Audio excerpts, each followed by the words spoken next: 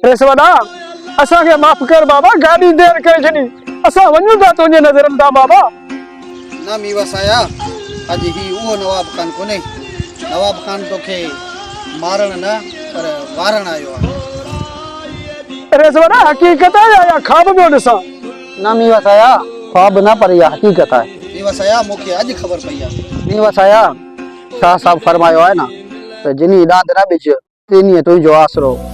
ओए उभारी सिज अवल दी होनी के मी वसाया